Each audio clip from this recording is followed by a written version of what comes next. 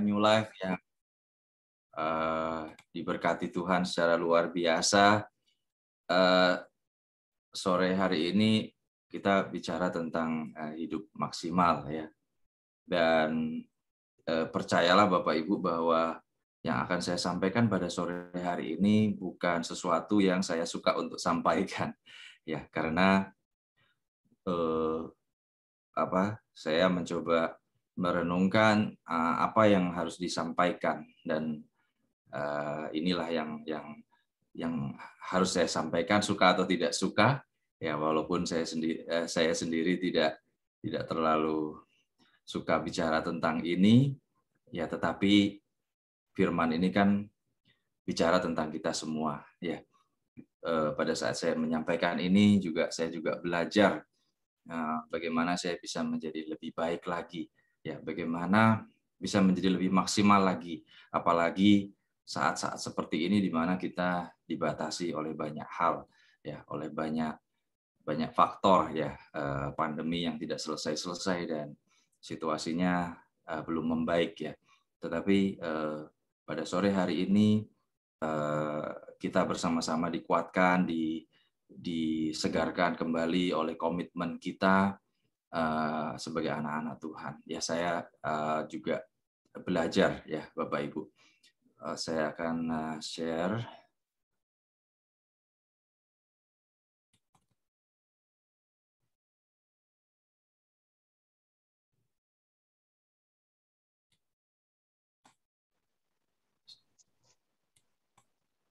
Sudah bisa kelihatan?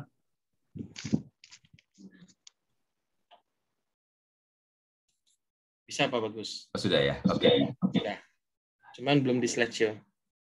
Oke, sebentar. Sambil belajar ya.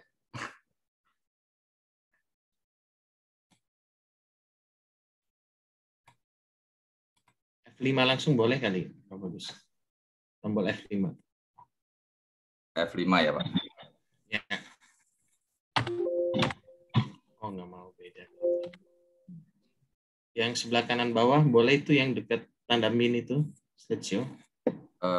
Mungkin Bu Dita bisa membantu. Oke, di sini sekarang kelihatan? Kelihatan. Oke.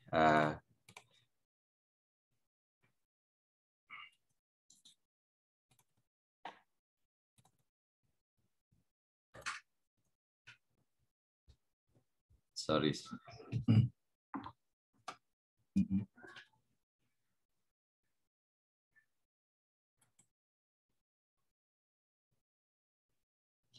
Oke, baik. Terima kasih. Bu Dita. Temanya menjadi maksimal, ya. Nah,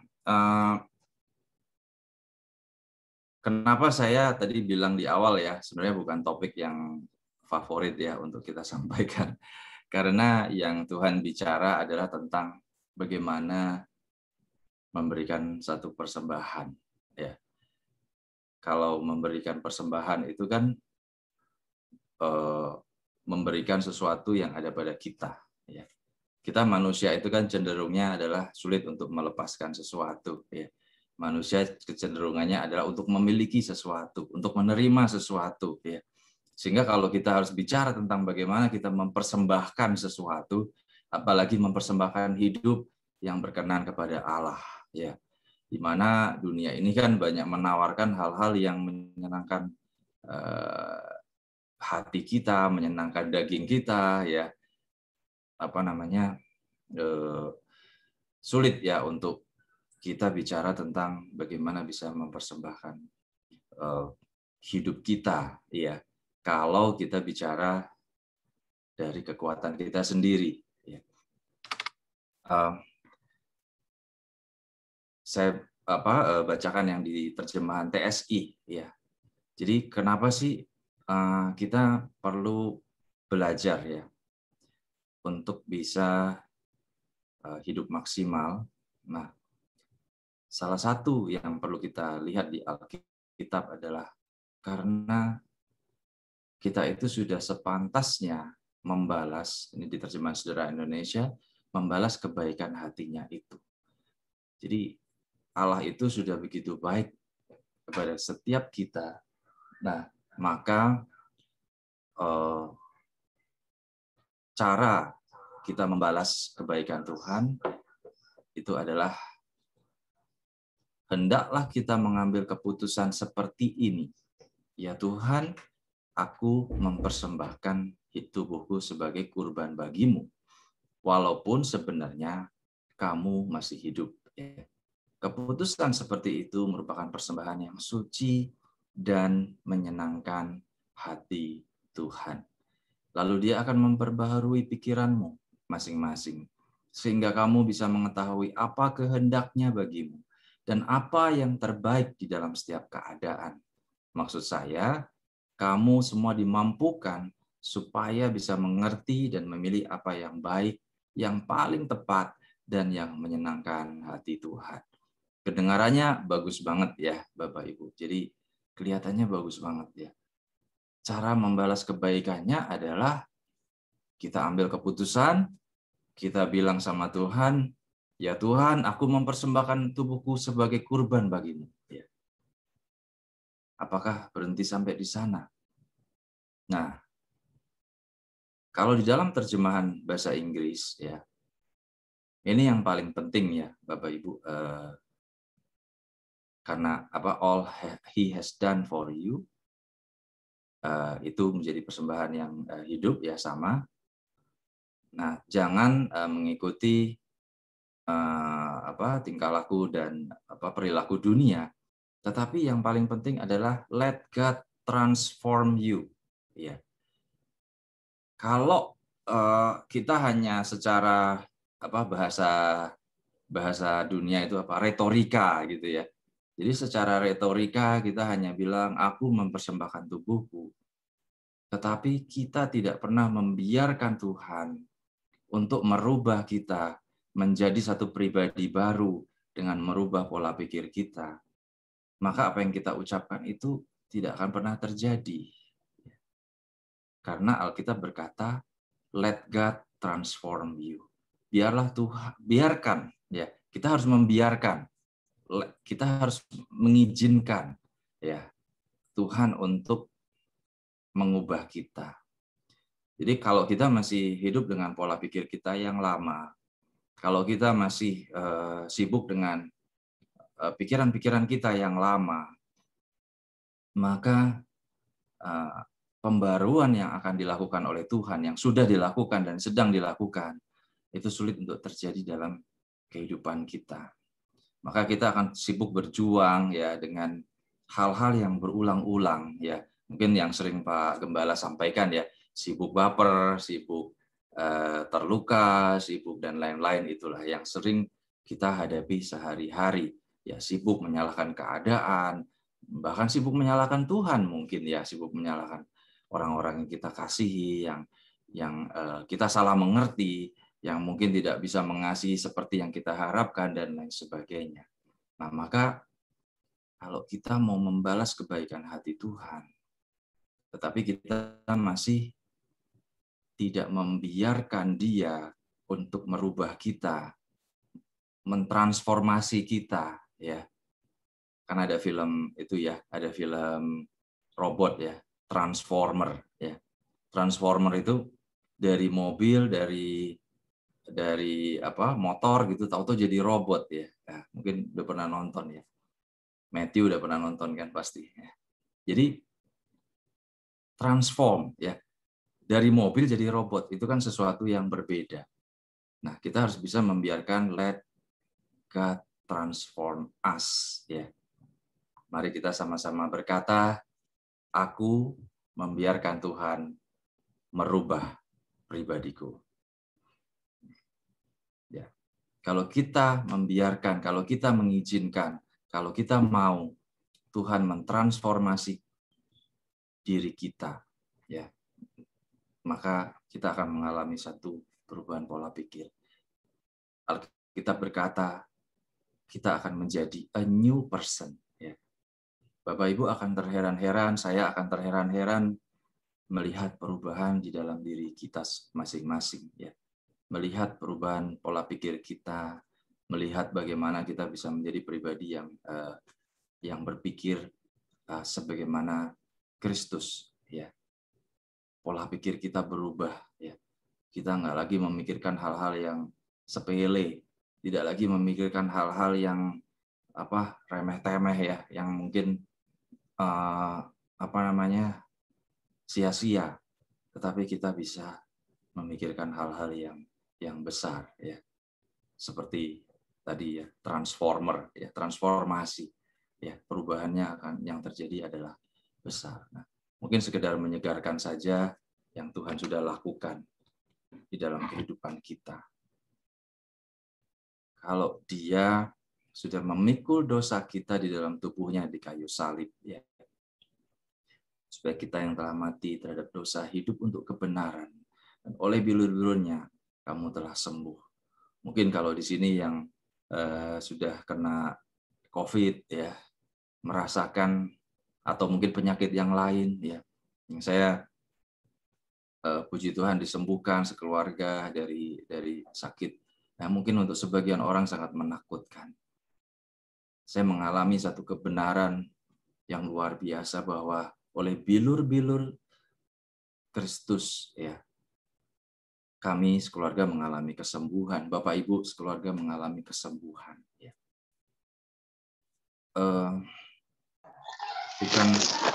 Bukan satu kebetulan, ya. Kalaupun kita mengkonsumsi obat, ya, atau vitamin dan lain-lain, tapi kita sebagai orang percaya, kita menghidupi firman ini bahwa karena Dia telah mati terhadap dosa, dan kita semua hidup dalam kebenaran, maka oleh bilur-bilurnya kita sudah sembuh. Jadi bagi sekarang yang sedang sakit, hidupi firman ini, oleh bilur-bilur Kristus, saya sembuh. Ya, kalaupun kita menderita sakit penyakit. Dan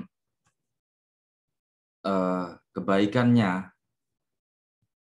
yang begitu besar adalah, ya, karena begitu besar kasih Allah, ya, akan dunia ini, ya, sehingga Ia mengaruniakan anaknya yang tunggal, supaya setiap orang yang percaya kepadanya tidak binasa, melainkan beroleh hidup yang kekal. Jadi kenapa saya tulis di sini tidak tertandingi dan tidaknya kebanyakannya tidak terselami, ya.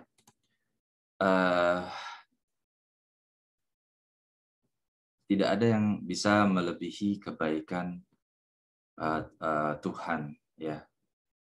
Karena kalau kita boleh flashback, ya, kalau kita misalnya menjadi satu pribadi yang betul-betul berkuasa, menjadi pribadi yang betul-betul besar, menjadi pribadi yang powerful, ya, Bapak Ibu. Terus dia harus merubah pribadinya menjadi sosok manusia, ya, supaya bisa connect dengan kita semua, supaya bisa mengorbankan dirinya. Nah, tetapi kan Tuhan Yesus pada saat itu kan 100% manusia, ya. Nah, dan selama menjadi manusia pun begitu banyak mukjizat yang Tuhan Yesus lakukan, ya, bahkan menghidupkan orang mati, ya. Lazarus itu sudah baunya minta ampun, ya, Bapak Ibu, karena sudah berhari-hari, ya. Itu pun bisa dihidupkan oleh Tuhan Yesus. Pada saat Tuhan Yesus harus dihina, dicambuk, disiksa, dan puncaknya adalah disalibkan. Sebenarnya kalau secara manusia, ya kita aja disuntik vaksin takut, ya, lihat jarum, ya, Bapak Ibu. Kena jarum sakitnya, ada yang mungkin nangis-nangis dan lain sebagainya, kita sih enggak, ya. Tetapi kalau secara daging sakitnya sudah tidak tertahankan, sebenarnya Tuhan Yesus bisa saja pada saat itu, ya, Bapak Ibu, batalin misalnya, nggak jadi deh, kayaknya batal aja deh, sakit banget ternyata gitu, dicambuk, ya, dipaku, disiksa, kok kayaknya keterlaluan gitu kan, misalnya sakitnya keterlaluan. Ya kaki kita kena paku, saya pernah kaki saya kena paku. Waduh, sakitnya berhari-hari sampai ke tulang-tulang ya, sampai demam-demam gitu ya, Bapak Ibu. Nah, tetapi kasihnya itu nggak tertandingi gitu. Kenapa nggak tertandingi? Ya segala kesakitan yang Tuhan Yesus rasakan itu ditutup oleh kasihnya gitu. Karena ya apa namanya, kasihnya yang begitu besar ya, yang tidak terbatas itu menembus batas sakit-sakit kedagingan yang Tuhan Yesus rasakan sebagai manusia pada saat Tuhan Yesus 100% manusia. Itu tidak tertandingi. Dan kenapa tidak terselami? Ya karena nggak masuk akal gitu. Ngapain sih sakit-sakit begitu ya kan, sampai dipaku, disiksa dan lain sebagainya. Bahkan mungkin kalau ada yang menentang kan, kenapa nggak langsung menyelamatkan dirinya sendiri? Ya. Tapi kan kalau menyelamatkan dirinya sendiri, kita nggak selamat. Karena keselamatan itu tidak terjadi, pengorbanan itu tidak terjadi. Pengorbanan di kayu salib memang harus terjadi. Maka dari itu pada sore hari ini kita perlu refresh kembali ya. Walaupun kita sudah mendengar ya, mungkin setiap hari Minggu, hari Selasa, hari Rabu, bahkan di kelas pemuritan di hari-hari Sabtu ya, bahwa ayat ini menegaskan tentang kasih Allah yang begitu besar ya. Dan sebelumnya tentang bahwa Dia sudah memikul dosa kita supaya kita hidup untuk kebenaran karena kita sudah mati bagi dosa. Ya. Jadi saya tidak bisa membayangkan ya Bapak Ibu, kalau tidak ada kasih yang begitu besar dari Tuhan Yesus buat kita ini ya, kita semua, bisa aja dibatalin itu rencana nggak jadi disalib ya kan. Langsung malaikat-malaikat turun ribuan, jutaan ya, selamatkan Tuhan Yesus, itu disapu bersih ya, semua prajurit-prajurit ya, orang-orang Farisi. Tapi ya kita nggak menikmati keselamatan yang anugerah yang begitu besar, yang merupakan ultimate sacrifice ya, pengorbanan yang terbesar dan bukti yang terbesar dari kebaikan Tuhan di dalam kehidupan setiap kita. Nah, sekarang bagaimana supaya kita bisa membalas ya. Memang tidak bisa kita membalas kebaikan Tuhan. Nggak akan sanggup, nggak akan pernah bisa. Tetapi bagaimana kita bisa maksimal di dalam sisa kehidupan kita. Kenapa saya bilang sisa kehidupan kita? Ya karena kita sudah menjalani ya sekian puluh tahun atau sekian belas tahun dari kehidupan kita, atau mungkin yang masih balita sekian tahun ya dari kehidupan masing-masing ya. Nah, tentu yang ada dalam kehidupan kita ini hanya sisa ya, sisa kehidupan kita yang ada di dunia. Ya mungkin kita udah sering melihat pemberitaan ya, setiap hari beritanya orang meninggal, orang dipanggil Tuhan ya Bapak Ibu ya. Teman sekolah saya ada, mungkin di grup juga, jadi sudah seperti laporan ya. Terus nanti berkumpul ya, mendoakan bersama atau berdonasi dan lain sebagainya. Nah, ada satu pesan yang luar biasa, walaupun kita yakin bahwa pandemi ini bukan dari Tuhan, ya. Tapi ada satu pesan yang luar biasa. Banyak orang sekarang menjadi diingatkan kembali ya akan makna kehidupan, ya, akan arti kehidupan, menghargai nafas kehidupan, menghargai matahari, ya. Bagaimana sekarang matahari yang seringkali kita hindari, ya kan, dari pagi sampai sore mungkin kita cari AC ya, atau cari kipas angin ya. Tapi sekarang pagi-pagi kita cari-cari yang namanya matahari ya. Setiap pagi. Itu bagaimana kita bisa melihat satu anugerah ciptaannya ya. Karya ciptaannya berupa matahari ya.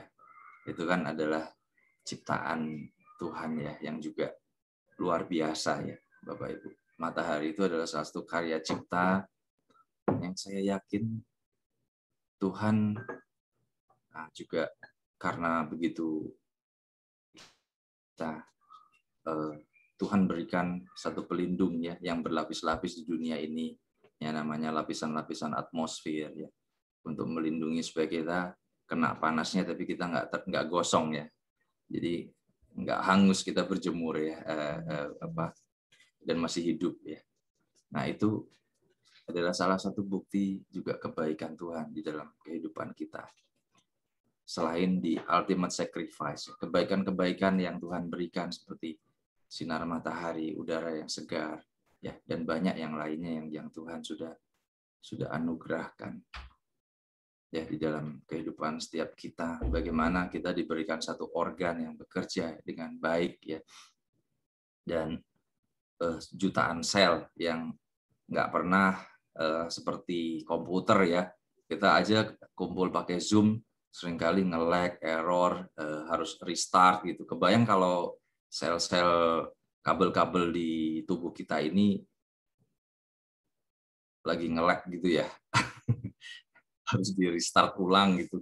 Tombolnya nggak ada, kita mau cari tombol kita restart mau di mana mencetnya gitu kan. Nah, jadi begitu luar biasanya karya Tuhan, dan kita itu adalah ciptaannya yang paling dibangga-banggakan. Ya, ada satu ilustrasi, saya dengar satu anak muda ya, masih muda mungkin seumuran Arthur gitu ya, dia sudah khotbah dan yang nonton itu ribuan. Jadi dia kasih ilustrasi begini, Bapak Ibu. Nah, bagaimana Tuhan itu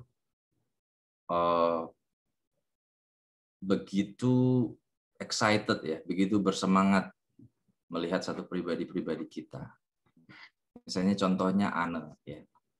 Ya, kita membayangkan Tuhan di surga dengan ribuan atau jutaan malaikatnya. Jadi Tuhan bilang sama malaikat, coba kalian lihat itu Anne, anakku yang paling kukasihi. Aku bangga sekali dengan Anne. Aku sangat mengasihi dia. Coba kalian lihat. Malaikat, oh iya Tuhan, ya kita setiap hari udah lihat Anne sih Tuhan, kenapa sih Tuhan? Iya itu kalian coba lihat lagi Anne, itu anakku yang kukasihi, aku benar-benar mengasihi dia gitu. Ya malaikat, ya oke Tuhan, ya kita tahulah Tuhan mengasihi Anne. Jadi cara pandang Tuhan itu begitu luar biasa ya. Sama seperti ya saya melihat anak saya Adriel ya. Mungkin kalau orang tua lain melihat Adriel, kenapa memangnya si Adriel? Kok ada satu orang begitu heboh kali, terus ketawanya mungkin paling kenceng gitu. Padahal Adriel juga biasa aja gitu kan. Mungkin kalau orang lain melihat seperti itu. Tetapi kalau kita melihat bagaimana kita mengasihi orang-orang yang kita kasihi, kita melihat dengan cara pandang yang berbeda ya. Kalau kita bisa ketemu di keluarga New Life ini, bagaimana kita bisa melihat keluarga New Life dengan berbeda ya, kangen dan lain sebagainya. Saya percaya bahwa itu juga yang ada di dalam hati Tuhan melihat setiap kita. Maka tidak berlebihan ya Bapak Ibu kalau kita boleh belajar untuk memberikan yang terbaik. Ya. Nah, ini Amsal ini bicara tentang pemberian ya Bapak Ibu. Ya. Amsal ini bicara tentang pemberian ya. Memuliakan dengan hasil pertama dari segala penghasilanmu. Nah, ini buat yang nanti misalnya saya juga akan belajar untuk berkomitmen. Kalau kita misalnya memiliki usaha baru atau mungkin pekerjaan yang baru atau kita diberkati, ya kita boleh belajar untuk memuliakan Tuhan. Amin. Nah, di sini yang sering kita belajar juga di New Life ya, Jemaat Makedonia, bagaimana Jemaat Makedonia itu luar biasa sekali ya. Selagi dicobai dengan berat di dalam berbagai penderitaan, sukacita mereka meluap, dan meskipun mereka sangat miskin, namun mereka kaya di dalam kemurahan.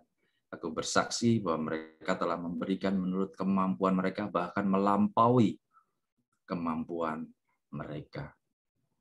Nah, ini sebenarnya yang Tuhan ingin kita sama-sama belajar. Saya juga belajar bagaimana tentang hidup maksimal, ya.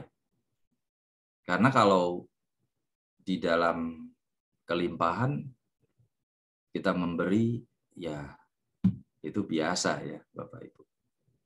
Tetapi bagaimana di saat pandemi sekarang kita tetap berkomitmen, ya. Bagaimana di saat-saat yang mungkin buat sebagian dari kita, buat kita juga berat gitu ya untuk memikirkan orang lain. Tetapi firman Tuhan ini berlaku untuk setiap keadaan, dan pada sore hari ini saya juga belajar ya Bapak Ibu, belajar untuk ikut ya maunya Tuhan di dalam sisa kehidupan kita. Jadi yang pertama, yang pertama ya adalah memberikan yang terbaik. Untuk karunia punya satu buku nota aja untuk karunia. Coba tanya dia lah. Nah, ini salah satu contoh yang kita bisa belajar juga tentang persembahan janda ya, yang ketika di Lukas ya, di Lukas di mana janda ini memberikan dari kekurangannya. Bahkan ia memberikan seluruh nafkahnya. Nah, bisa nggak kita bayangkan ya, Bapak Ibu, di dompet ada uang 300.000. Ya. Ada uang 300.000, mungkin kita lagi ibadah, lagi memuji Tuhan, lagi suasana, lagi syahdu, lagunya cocok, musiknya enak gitu ya. Uang 300.000, terus kita bayangin, ini sebelum pandemi nih ya Bapak Ibu ceritanya ya. Habis ibadah mungkin mau ke Morning Bakery ya. Habis Morning Bakery kita beli teh tarik sama nasi goreng ikan bilis ya kan. Masih 100.000. Habis itu masih 200 bisa cari baju nih. Nah, ceritanya gitu, udah sambil kita hitung-hitung. Tahu-tahu lagi enak-enak nyanyi dan lain sebagainya, Roh Kudus bilang, itu yang 300.000 di dompet bisa nggak dipersembahkan? Mungkin awal-awal kita pasti bilang, pergi dalam nama Yesus ya. Jadi sangkanya ini jangan-jangan bukan Roh Kudus ini, masa semuanya dipersembahkan gitu. Kayaknya nggak mungkin. Nah, kita coba hindari, kita coba fokus nyanyi lebih kenceng lagi. Tetapi suara itu terus berkata ya secara lembut ya dalam diri kita. Coba berikan ya apa yang ada di dompet kita ya. Kelihatannya kan nggak mungkin ya Bapak Ibu, tetapi Tuhan Yesus udah kasih firman-Nya ya, bahwa seorang janda memberikan seluruhnya ya, seluruhnya. Nah, kita bisa aja loh. Saya kan tadi naik Gojek ke New Life. Kalau saya kasih 300.000-nya semua ntar naik apa pulangnya? Ya, yakinlah bahwa nanti Tuhan akan sediakan orang-orang yang baik untuk memberikan kita tumpangan ya. Dan nggak usah kita cerita juga, Pak Susilo, maaf Pak, saya numpang ya Pak, soalnya tadi Roh Kudus bilang yang di dompet harus dipersembahkan. Jadi udah saya masukin Pak gitu. Kita nggak perlu ceritakan itu. Kita percaya saja, kita percaya bahwa Tuhan pasti akan menyediakan segala yang kita butuhkan. Amin. Nah, seringkali memang kita perlu tes our faith ya. Tuhan tidak ngetes our faith ya, kepercayaan iman kita. Tapi seringkali kita perlu ya. Kita perlu align ya. Kita perlu align dengan tadi. Kita perlu membiarkan Tuhan untuk mentransformasi kehidupan kita ya, mentransformasi pribadi kita. Jadi memberikan yang terbaik. Nah, yang kedua itu bicara tentang mengambil keputusan.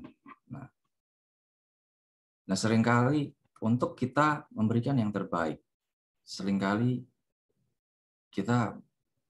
saya mengalami ya Bapak Ibu untuk berusaha menunda-nunda, bahkan berusaha pura-pura nggak dengar ya. Roh Kudus bilang saya pura-pura nggak dengar gitu, pura-pura saya cuekin aja gitu, diulang sampai berhari-hari, sampai berminggu-minggu suara itu, dan saya berusaha jangan-jangan ini karena pikiran saya ya, mungkin istilahnya imajinasi atau bahasa logika ya. Karena saya bekerja kan Bapak Ibu dengan logika ya. Selalu semuanya harus pakai logika. Ya, dalam hukum itu semua pakai logika, bukti, saksi, semua harus pakai logika, harus logis ya. Tetapi saya harus mengikuti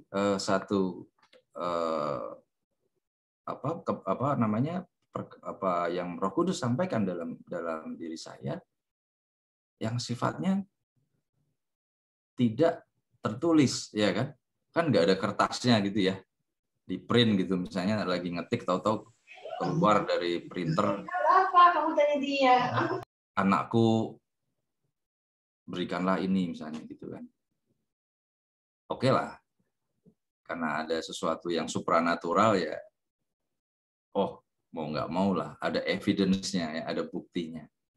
Tetapi seringkali kita menunda-nunda, seringkali kita menghindar untuk berusaha maksimal di dalam area ini ya. Dan kita nggak mau mengambil keputusan.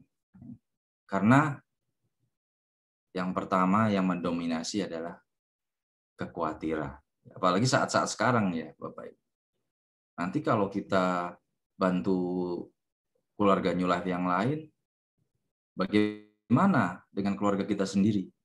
Nanti kalau kita berikan ini, misalnya bantu sembako misalnya, terus gimana kita sendiri?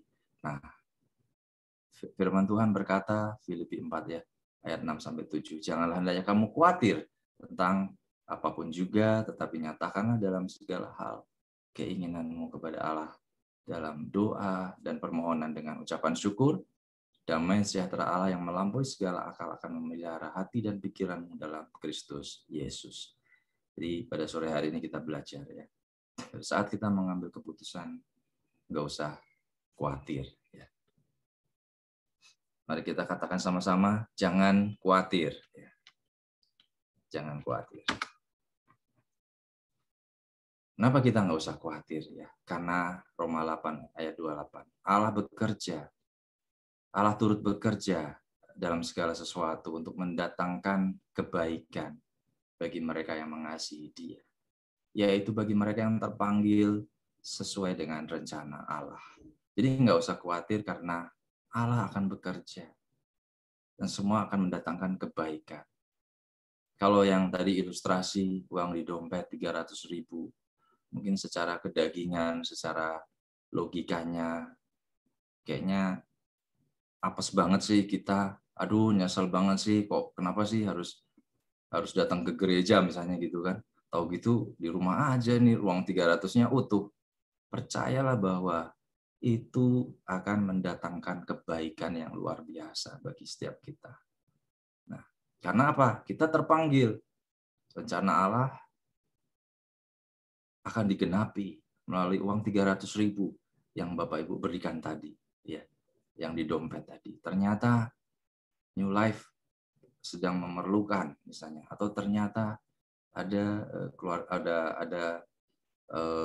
saudara-saudara kita seiman yang perlu diberkati karena mereka sedang kekurangan, ya karena mereka sedang sangat membutuhkan, atau rencana-rencana yang lainnya yang kita baru tahu gitu ya, seringkali baru tahu setelah oh iya ternyata uang yang Tuhan percayakan kepada saya ternyata itu bisa memberkati banyak orang, ya. 300.000 misalnya diberikan sembako misalnya, ya, diberikan Indomie walaupun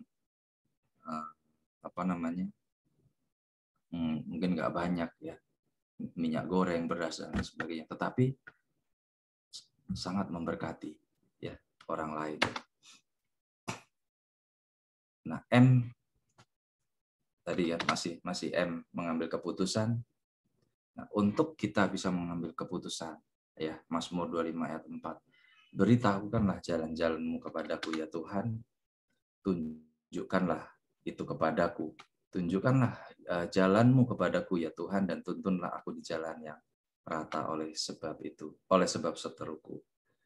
Tunjukkanlah kepadaku jalan-Mu ya Tuhan, supaya aku hidup menurut kebenaran-Mu, dan bulatkanlah hatiku untuk takut akan nama-Mu. Jadi kita dalam mengambil keputusan untuk berbuat maksimal, ya, yang terutama di area keuangan, kita minta sama Tuhan. Karena saya tahu Bapak Ibu, saya juga mengalami itu akan sulit, ya, untuk kita bisa berjuang melawan keinginan-keinginan diri kita sendiri yang semakin hari semakin banyak, apalagi kondisi yang sekarang yang tidak bersahabat, ya. Tetapi kalau boleh kita melihat dari perspektif lainnya, ya, kalau kita dulu, ya, kita bisa liburan, ya, kemana saja. Kita bisa belanja ke mall, ya. Di Batam kan hiburannya kita pergi ke mall. Mungkin sekarang kita nggak pergi ke mall. Ya. Ada uang yang kita hemat. Ya, ada uang yang kita hemat. Kita mungkin nggak jalan-jalan, ya, nggak nginep, ya kan, di hotel misalnya, kalau yang suka jalan-jalan nginep di hotel, ya, ada uang yang kita hemat. Jadi kita bisa mengambil keputusan untuk bisa lebih maksimal, ya, di dalam area ini, ya, lebih maksimal untuk berbuat bagi saudara-saudara kita, ya. Kita sering melihat di grup, ya, sekarang, ya, ada bantuan-bantuan untuk yang isoman, ya, bantuan makan, luar biasa, ya. Luar biasa hati anak-anak Tuhan, ya. Saya percaya bahwa apa yang Tuhan bicara untuk masing-masing kita bisa lakukan, ya.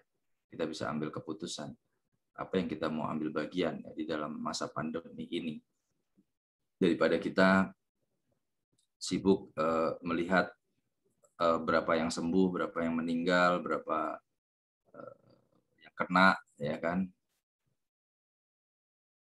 Lebih baik kita scroll untuk kita bisa menggandeng, ya, saudara-saudara kita, apa yang bisa kita lakukan, ya, di masa-masa sekarang ini, apa yang bisa kita berikan, ya, di masa sekarang ini, karena kita dianugerahi kesehatan, ya.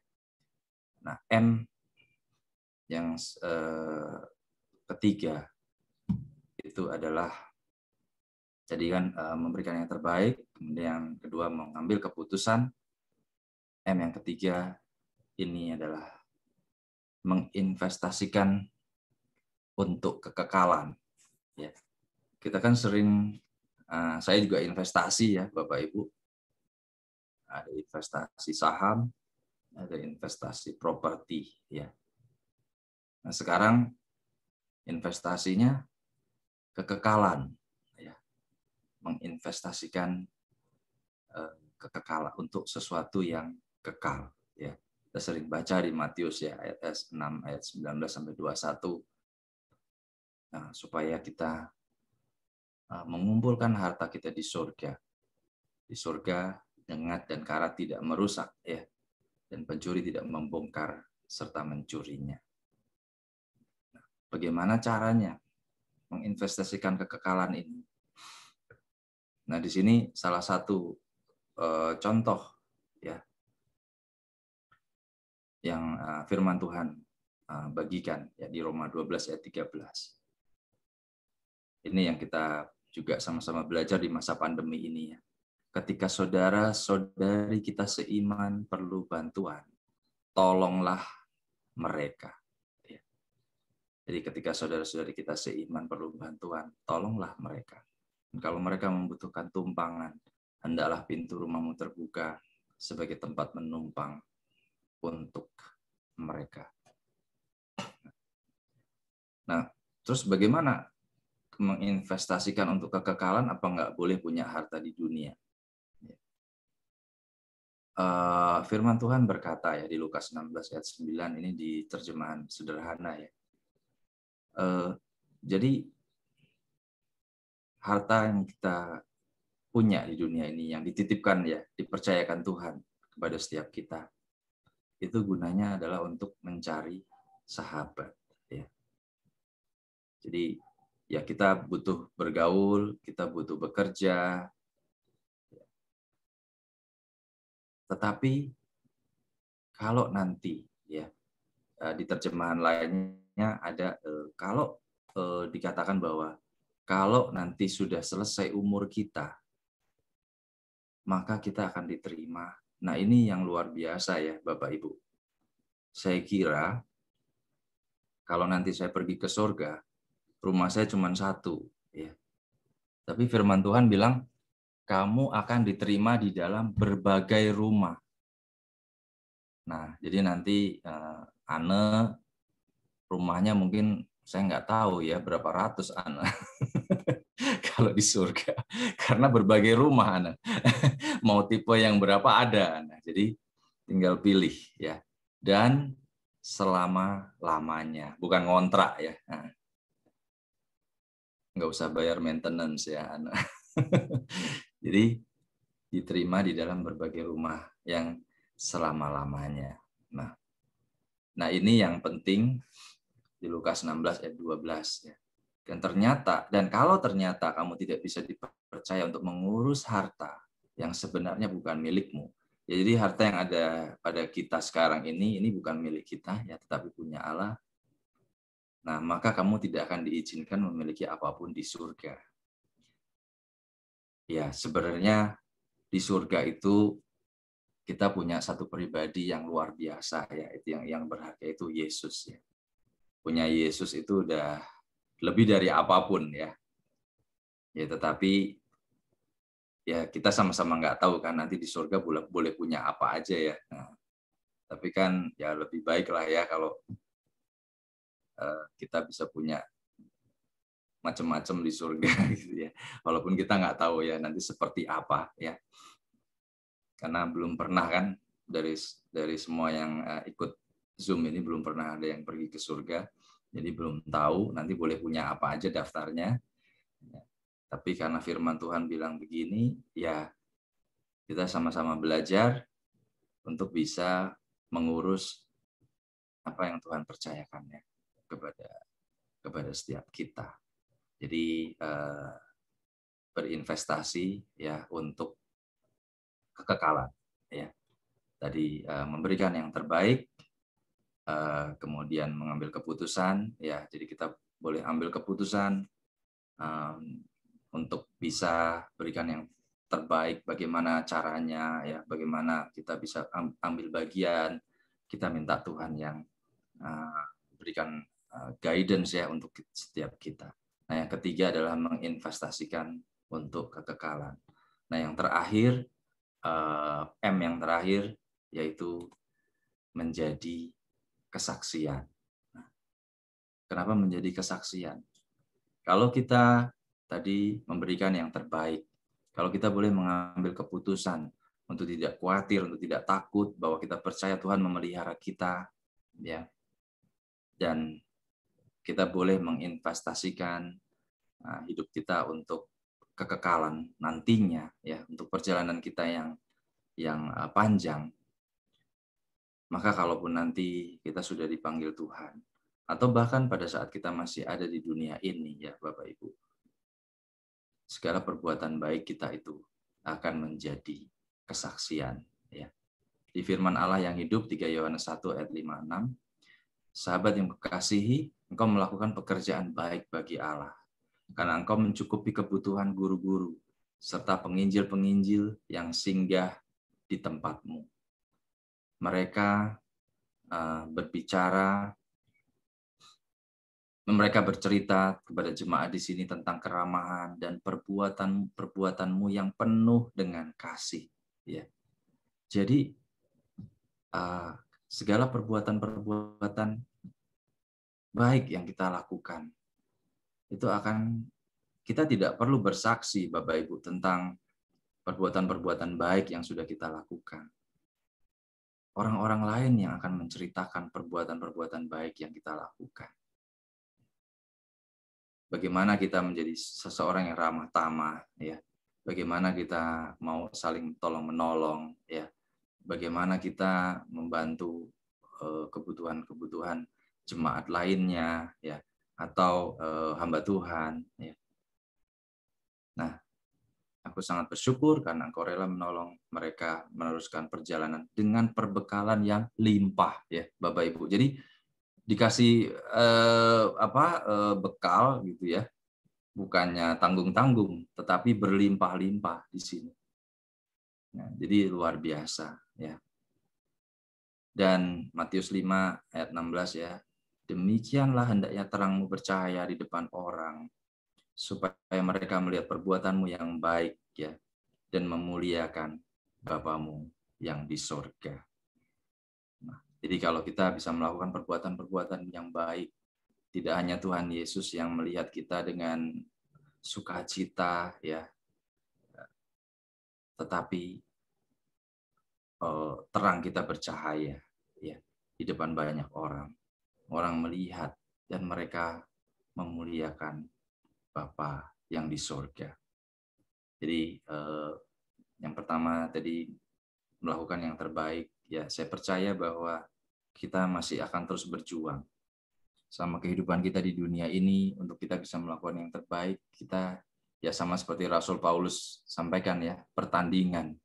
Kita masih di dalam pertandingan ya. Karena kita belum selesai, belum mencapai garis finish ya Bapak Ibu. Jadi kita terus bertanding. Makanya perlu terus berlatih ya. Maka kita harus perlu mengambil satu keputusan. Jangan kita tunda-tunda. Jangan kita nunggu, nanti aja deh habis pandemi. Mungkin saya kan sekarang masih fokus untuk nabung untuk urus rumah, untuk urus ini, untuk urus itu. Kita nggak tahu saatnya, Bapak Ibu. Kita nggak tahu. Sekarang orang umur 25 tahun dipanggil Tuhan, umur 30 tahun, ya. Teman-teman saya sudah ada, teman kuliah saya sudah ada, kalau nggak salah sudah ada 3 orang, ya, seangkatan saya dipanggil Tuhan. Nah, jadi lakukan yang terbaik yang bisa kita lakukan, ya, sesederhana apapun, ya, sesimpel apapun. Kita melihat saudara kita di New Life, mungkin ada yang terkena pandemi, ada yang terkena COVID. Tanyakan, apa yang bisa saya lakukan? Apa ada yang dibutuhkan nggak? Ya. Ada yang diperlukan, ada yang bisa saya bantu. Bisa tanya melalui Bapak Gembala kita. Pak, ada yang bisa saya bantu untuk beliau gitu. Kalau memang semua sudah, mungkin ya kita bisa mendoakan, ya, bisa menguatkan, bisa minta nomornya, mungkin kirim ayat-ayat yang menguatkan, ya, yang memberikan semangat, melakukan yang terbaik, ya, sesuai dengan apa yang Tuhan sudah percayakan pada setiap kita. Nah, Yang terakhir, yang ketiga tadi adalah menginvestasikan untuk kekekalan. Dengan perbuatan-perbuatan baik, kita berinvestasi untuk kekekalan nanti. Ya. Kita menginvestasikan harta di surga. Ya, manusia seringkali kan ngapain investasi kekekalan di dunia, nanti kalau di surga barulah kita ini. Ya. Firman Tuhan tidak berkata seperti itu, Bapak. Ya. Kita percaya firman Tuhan itulah pegangan kita. Yang terakhir adalah menjadi kesaksian. Ya. Bagaimana perbuatan-perbuatan kita itu nantinya menjadi kesaksian tentang betapa besar Allah yang menyertai kita. Betapa di tengah keterbatasan pandemi, tapi kita masih peduli kepada sesama, masih peduli kepada saudara-saudara kita. Nah, itu akan menjadi satu kesaksian yang luar biasa. Ya, sekali lagi, bukan kita yang bersaksi, tetapi biarlah perbuatan-perbuatan itu menjadi saksi atas betapa besar Allah yang menyertai kita. Demikian, Tuhan Yesus memberkati.